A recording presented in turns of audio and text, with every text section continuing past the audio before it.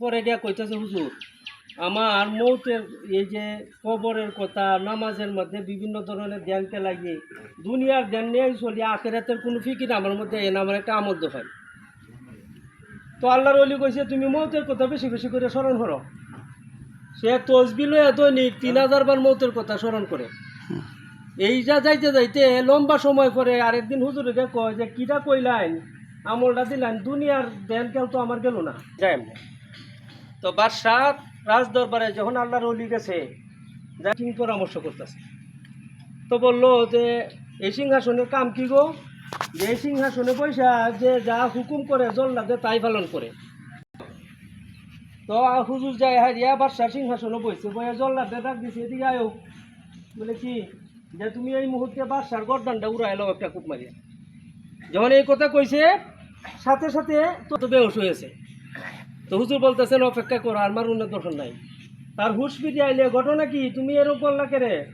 তো হুজুর বুঝছি চবক আর লাগতো না, একবার মৌতের কথা স্মরণ করিয়া আমি বেহুশ, আর 3000 বার দৈনিক স্মরণ করছিলাম, কি কইয়া স্মরণ করছিলাম আমি তো বুঝতে পারলাম না। মোহতারাম হাজরিন, মৌতটা স্বাভাবিক বিষয় না, মৌত খুব কঠিন। হজরত মুসা আলাইহিস সালাতু ওয়াস সালামের মৌতের সময় আপনারা জানেন আজরাইলের সাথে লম্বা ঘটনা ঘটছে। এরপরে মৌতের দিন আল্লাহ তাআলা কইছে আমার মুসা আমার নবী আজরাইল যাইবা যে হুঁশিয়ার, খুব বন্ধু সুলভ আচরণ তার জানটা কবজ করিও, তারে কোন কষ্ট দিও না, খুব রাগী মানুষ।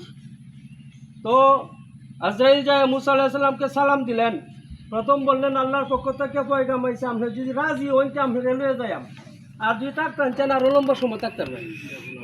মোহতারাম হাজরিন, তো মুসা আলাইহিস সালাম এইভাবে আজরাইলে ভয়ের সাথে তার জান কবজ করলো।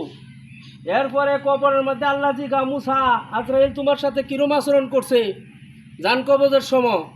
বলতে আল্লাহ গো, একটা জীবন্ত চড়াই পাখিকে টক বখে এরকমভাবে লড়াইয়ের মধ্যে তেল দেয়া যখন বাগার উঠতে হরে তেলটা পাগুর উঠতে হরে, এই সময় একটা জীবন্ত চড়াই পাখিকে ছাড়িয়ে দিলে তার মোটটা যেরকম কষ্ট হইতো এর চেয়ে বেশি কষ্ট আমার হয়েছে।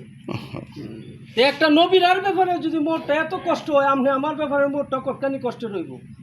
মুহতারাম হাজিরিন, মৌতের স্বাভাবিক ভাবা যাবে না। আল্লাহ তাআলা আমাদেরকে আসানের সাথে ইমানের সাথে কলমার সাথে মৌত নসিব করে। সবাই বলে আমিন।